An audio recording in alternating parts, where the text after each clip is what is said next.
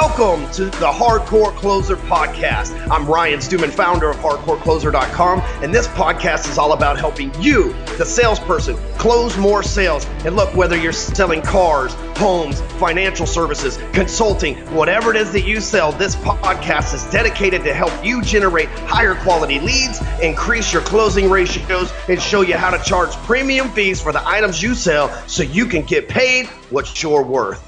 Welcome to episode 77 of the Hardcore Closer Podcast. I'm so glad you're here. If you're a first timer, be sure to check out previous episodes and do me the biggest favor that I'll ever ask on this show, and that's leave me a review on iTunes. It's as simple as picking up your phone. You're probably listening to this in iTunes right now. Just go on your phone, hit the reviews, and leave me a review. It helps out a ton. See, here's my goal. My goal is to reach 300 million salespeople and be given the opportunity to change their lives. And the only way that I can do that is with your help. And one of the things that I ask for your help with is getting to the front and to the top of iTunes. And the way that you do that is through leaving reviews. So I really appreciate you doing that in advance. Here's an example right here. It says, "The shit," with 5 stars. And it's Steve Brown, 1234. He says, "Rock this podcast every day. It's the real deal. Apple needs to play the motherfucker and pay the motherfucker." See, that's what I'm talking about. That's what I'm talking about. Apple does need to pay me. Apple, if you're out there and you're listening, pay me, damn it. All right. So here's the thing, though. Reviews go a long ways with me. And you can read you could write a sales pitch in a 5-star review, and I'll read your sales pitch on the air. I'm cool like that. I want you to win. So just leave a review. Maybe your sales pitch will be picked up. We pitched a lot of people's businesses on here. That's how we roll. So also, there's at least 76 other episodes of the Hardcore Podcast. You can go and see all the replays at closerpodcast.com. That's closerpodcast.com. Today's episode, we're going to talk about 5, because that's our magic number here on the show. We're going to be talking about 5 ways to close B2B sales with CEOs, right? So that's what I want you to be thinking about. We're going to talk B2B with CEOs. That's what I'm talking about, everybody. Now, before we get into that, there's something I'd like to address. I usually take this time to sell you something, and I'm going to sell you something today too. I'm going to sell you on changing your mind when it comes to sales. And even if you're not a B2B salesperson, this is still going to benefit you. But here's what I want you to think about.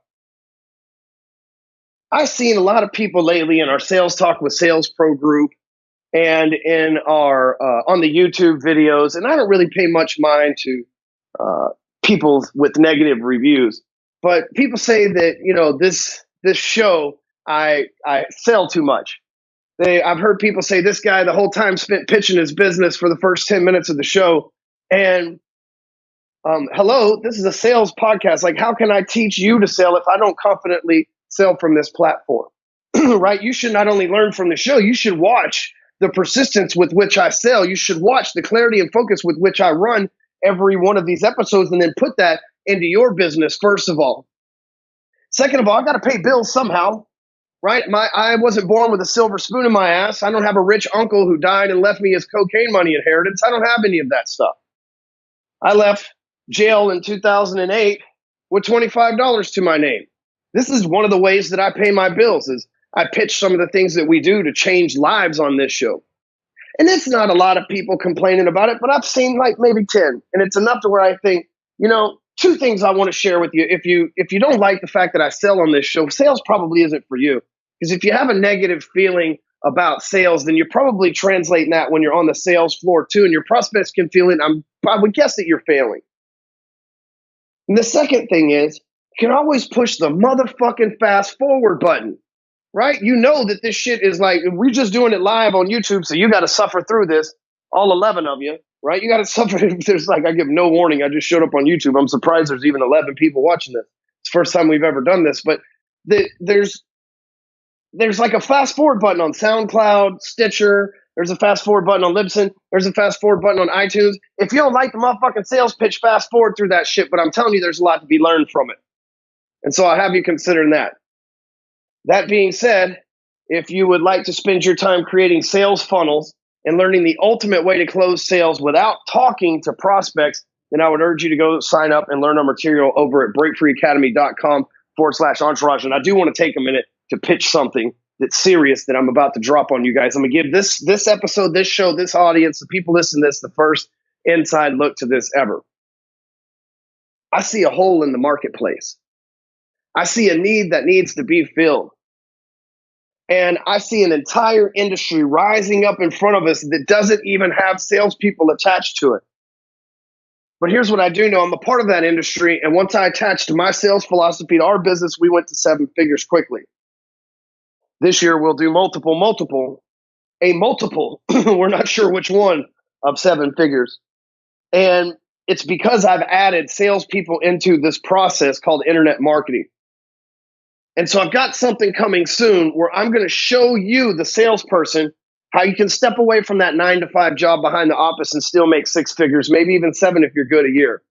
I'm going to show you how to stop doing paperwork, how to stop having to have a license, how to stop all these things that are annoying as a sales job. I've found the ultimate sales industry for us. I've found the ultimate thing to sell for us. And I'm putting together a program to where I can show you through this webinar this whole infinite industry that's going to be around for at least the next 10 years, and how you can sell and contract what it is that you sell out. It is literally a gold mine, and I'm going to be talking about that soon. So just like stay tuned to what we're doing in the Sales Talk group and everything else. I believe after all these years, I have uncovered the perfect sales job.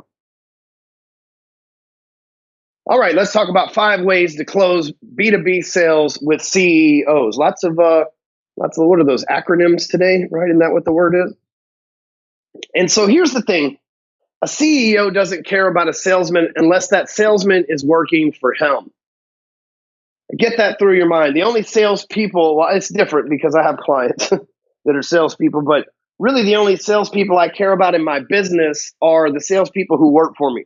Those are the people that I'm responsible for. Those are the people that I care about.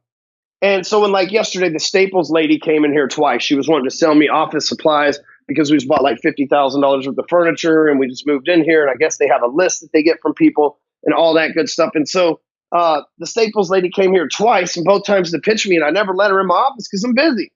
I have a full day of shit to do. And I don't care about a salesperson when it comes to soliciting me at the door or calling me through the phone. That's not my interest. And I am a CEO. I started off as a salesman. If you watched our video last week, I've scaled now to becoming a CEO. It's weird how it happened, but here we are. But I'm going to teach you how to get in front of the CEO. I'm going to teach you how to close the CEO, and I'm going to teach you how a CEO thinks. You see, in my business, I'm pitched about 50 times a day. That's probably an underestimate, but at least 50 times a day. I can imagine being the CEO of Clorox or Procter and Gamble, or, Google's upstairs from us. Obviously, it's not where Eric Schmidt works, but Google's upstairs from us and a few other places. And I couldn't imagine the amount of pitches they hear on a daily basis. And I couldn't imagine the amount of resent. I love salespeople, but I couldn't imagine the amount of resent that these guys probably have for salespeople because they're having to hear from them all the time. And so it becomes this point, like any other painful thing, that's like when they're like, hey, another salesperson's here, the CEO starts to drown that out. And what they're not looking for is another salesperson, because oftentimes the pain of, let's say you sell business insurance, the pain of doing the paperwork to switch over the business work is less than the reward of saving a few dollars. And so CEOs, we have this for salespeople, this thing. We don't want them around us. And they're a distraction. But here's what CEOs pay for and what CEOs get involved with and what a CEO appreciates, and that's a consultant. Someone that's not trying to sell them something, someone that's trying to enhance their company's efficiency, their earnings, whatever the case is. And so I want you to think about this switch. Instead of going in imagining how you can pitch the CEO,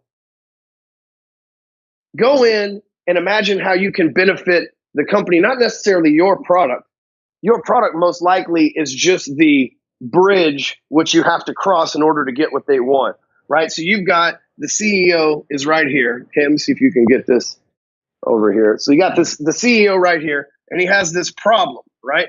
Well, there's the solution on the other side, which makes the CEO happy, right? And so they've got this problem. There's a solution on the other side. I hope my phone doesn't die. Ain't that a bitch? And we've got this CEO's got the problem over here. He's got the solution on this side. Your service or product is often that bridge. Now, if you can't see this, if you listen to this on iTunes, I'm just drawing some shit out on the whiteboard. You can check it out on YouTube or at closerpodcast.com. But you've got this problem. So you have to uncover this problem. And your service is the problem solver to get, like, your service is just the mechanism that solves this problem. So when you show up for a CEO, you have to focus on their bottom line. What is the results over here? So they have this result. It might be happy workers. It might be more money. It might be happier clients.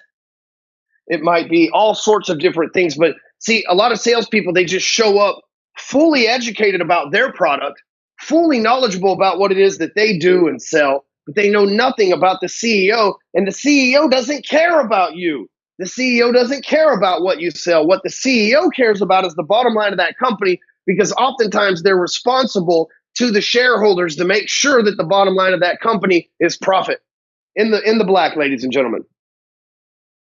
So when you go in with your sales pitch needs to be based around helping their company. It needs to be based around their bottom line. And so you got to do a little bit of research. And people say, well, sales is a numbers game. I'd rather use the numbers. I'd rather make 5 calls and close all 5 and have done my research and done my studying than make 500 phone calls to close 5. That's just me. But I'm going to focus on the bottom line. I'm going to look somebody up on LinkedIn. I'm going to Google somebody's company. I'm going to read the about section. I'm going to read all the press releases about them. I'm going to get to know everything about the president or the CEO of that company that I'm reaching out to. Because listen, if you're in B2B sales, like, sales isn't just one dimension. It's not just one transaction, right? Sales, if you're doing business B2B, there's obviously going to be a reorder period. They're going to need more. They're going to grow and scale their business with your service. They're going to need more. If their business is continuing to grow, they're going to be able to invest more. They're going to be able to buy more. They're going to be able to use more of your stuff, whatever it is that you sell. So your service needs to be the focus on their bottom line. Number 2, let me just take one step back. Sorry. When you go into that meeting, when you get on that email, when you get on that phone call, whatever it is, your whole focus needs to be to enhance that company, right? Focus on their bottom line. Not just financially, but in everywhere. Happy customers, happy clients, happy customers, happy employees, happy C-level executives, happy management, lower margins, bigger product. Like, you need to figure out how you can across the board. Then number 2, you need to uncover their struggle. Now, when I say uncover their struggle, the only way that you can do that is by asking questions. Now, you can arm yourself going into the situation. You can say, well, I know most CEOs, when it comes to buying my product, they struggle with this, this, and this. And so you can have a good idea. I know when most people show up in my world, they have a problem where they need more leads, or they need to figure out some way to automate things where they can get more time. And so my job is to ask the right questions to uncover their struggle. So when I know what their struggle is, I can obviously at least use my expertise to try to find a solution for them. Oh, you're struggling with lack of leads. Well, here's what we can do. We can put some funnels in place. We can put some magic words on them, maybe a couple of videos. And then what happens next, we'll run traffic to it, and you'll start seeing leads come in to where you get more opportunities to sell people stuff, right? That's what I'm looking for. When I go into a conversation with somebody, I'm focused on their bottom line, period.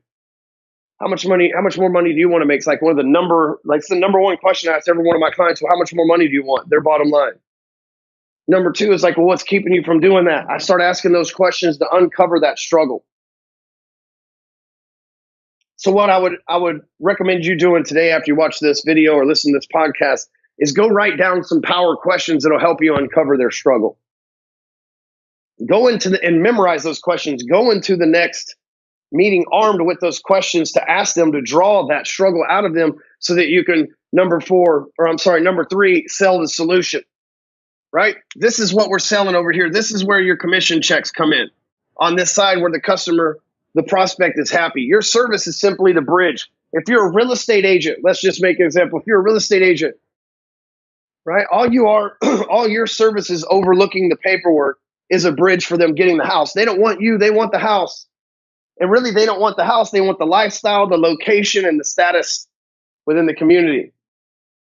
If you're a mortgage officer, they for sure don't want a mortgage. Nobody wants a mortgage. Mark my words, no one wants a mortgage. They want a house or a lifestyle, like I explained earlier.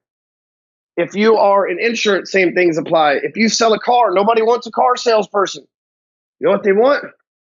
They want blowjobs and Lamborghinis. I've said this on episodes before. Pay attention, folks. If it's your first time here, we're going to throw zingers at you like that. So we're going to sell the solution.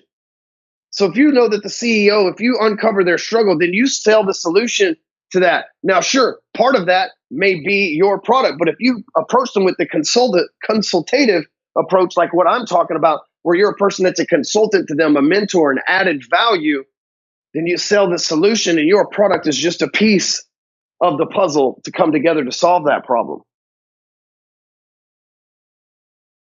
You know, when people come to me, I don't get them all hyped up about funnels and Facebook ads. And just probably one of my downfalls. One of my downfalls is I'm such a good salesperson that I spent my whole life trying to sell in worst case scenario. I'm just going to fucking admit it right here on the air for the first time. I could be a much better salesperson, but I prefer to sell worst case scenario. When you sell worst case scenario, you lose a lot of people because I've removed all the rainbows and sunshine shit. But I've always sold on worst case scenario. It's just been what's right to me. And so when someone comes to me, I don't sell them on funnels. I don't sell them on Facebook ads and all this stuff. I sell them on, okay, so what are you going to do when you get this money? I won't pay for my kids' tuition, vacation in Tahiti. Awesome. So let's talk about vacationing in Tahiti, you sir.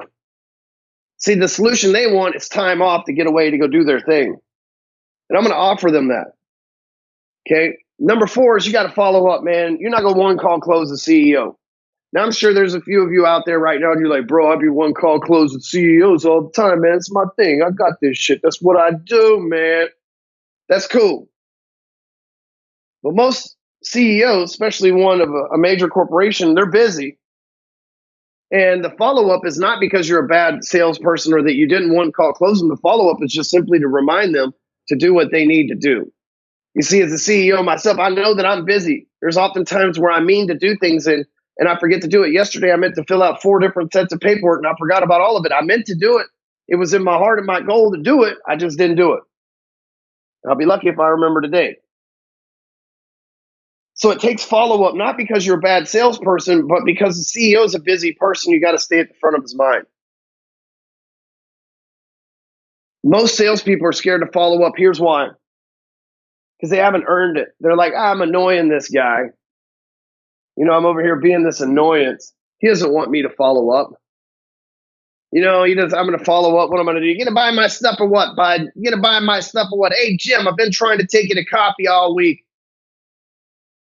The follow-up has to come from that consultative approach like we we're talking about, right? The follow-up, what happens is you step into the follow-up, it needs to be like, hey, here's something else that might help you make a decision. Boom, here's something else that might help you make a decision. Here's something else that might make you a decision, which brings us to the 5th point. Give them what they like.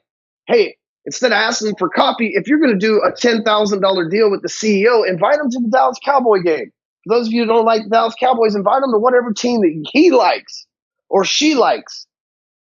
Not whatever team you like, whatever team he or she, the CEO, likes. Go buy tickets to that shit. Good ones. Don't be a cheap ass.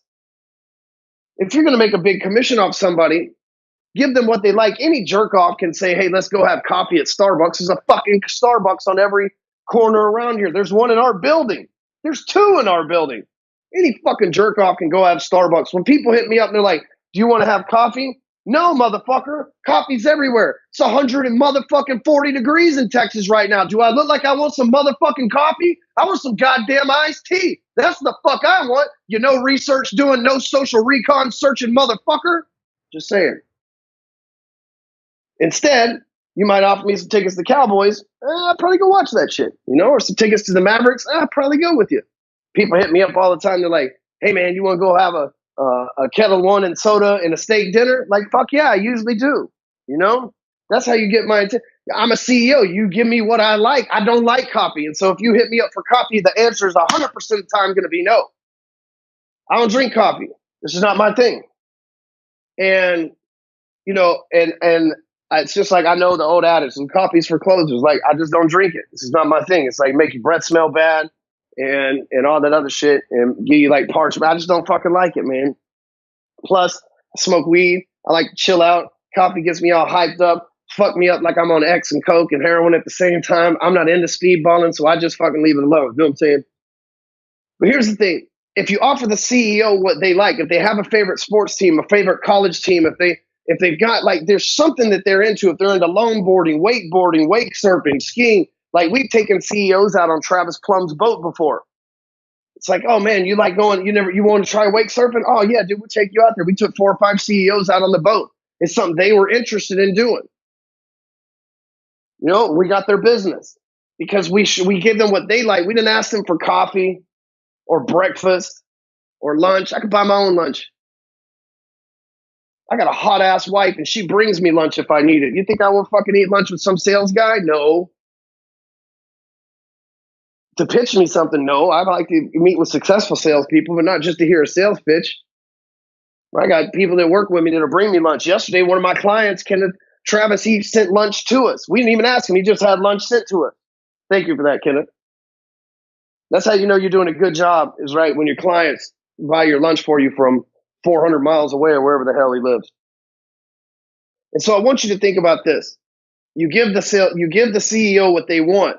Find out what they're into. Them motherfuckers could be into flying kites, man. You better go to Walmart and get you one of them Batman plastic kites you used to have when you was a kid and learn how to run with that motherfucker till it jumps up in the air, right? You got to be able to operate. See, so many people make the mistake. Let's take salespeople out the thing. So many people in life make the mistake when it comes to communicating with a significant other, like whoever that significant other is, whether it be a spouse, a friend, a confidant, a coworker, an employer, a prospect. Like they make the mistake of making it about them, right? Making about you. You make the conversation and everything about you. And the problem is that if you want to have good friends, if you want to have good relationships, you've got to be a great friend, which in the definition of a great friend is someone who cares about someone else. In order to demonstrate the fact that you care about someone else, you got to do a little research. You got to listen to them. You got to understand their situation to where you want to demonstrate to them that you care, so that's what builds that empathy. And there's only 2 things that close sales. That's empathy and confidence. If they know that you understand their situation and they know that you're confident about your problem being the bridge or your service being the bridge to solving their problem, they will do business with you. But if you don't know their problem, if you don't take the time to uncover their problem, if you don't take the time to garner that empathy, if you don't do what it takes to find out what they're into and you make it all about you, your company, your product, your service, you will fucking fail. And then you might be doing pretty good right now because you've got some natural finesse. But imagine when you take that natural finesse and you give this to it, then it puts it on steroids. So number 1, focus on their bottom line. Make it about their profit, not yours. If you go in and you start talking about your commission and how big a deal this is and all that shit, they're going to get in your motherfucking pocket quicker than you're going to get in theirs. You focus on their bottom line, how this stuff enhances what it is that they have already going for them. That's where the money's made. Number 2, ask the questions to uncover the struggle. If you don't know what their problem is, you can't offer them a real live solution, right? If you don't uncover what that struggle is, how do you know what this happy character looks like at the end? If you don't know what this unhappy person, somebody might be busy making millions of dollars and you think that's a good thing and they want to fucking spend time with their family, but you didn't listen to them to find that out, so you blew the sale. Number 3, sell the solution, not the product. Nobody gives a shit about your mortgage, your real estate, the cars that you have on your lot, your coaching program, your consulting program, all these digital library of videos and membership site, or how much money you make. They care about the solution to their problem. Once you sell that solution, that's where the big money comes in. Number 4, follow up. CEOs need to be reminded it's not a reflection of you being a bad salesperson or anything like that. CEOs are busy people, and you're going to have to remind them a few times, especially if there's a lot of paperwork involved. And number 5, give them what they want. Take them to Steak and Kettle One. Take them out to the Rangers game. Take them out to the Cowboys game. Like whatever that stuff is, like you need to make sure that you are offering them something. Like don't offer them coffee. Don't offer them breakfast at the donut house or a bagel or stop by the office with donuts. Motherfuckers already done that shit. Get creative. Get caring. Figure out what they want. Get creative and deliver that shit. So really quick, thing I want to shout out right now. You can get a copy of my, where's that? Hold on. You know what? I bet your ass that I don't even have one in here because we just moved all this new furniture. I'm looking through for the people watching on YouTube out there, but it ain't how to happen, Captain. So you can get a paperback copy of my best-selling book, Elevator to the Top, by going over to elevatortothetop.com. That's elevatortothetop.com. It's absolutely free. If you're in the real estate, the mortgage, or the insurance business, go sign your clients up and give them a free alarm at yourfreealarm.com. And lastly, join our mastermind at breakfreeacademy.com/entourage. I'm out of here. Make sure you check closerpodcast.com for the replays of all the episodes. Leave us a review, and I'll see you next week, ladies and gentlemen.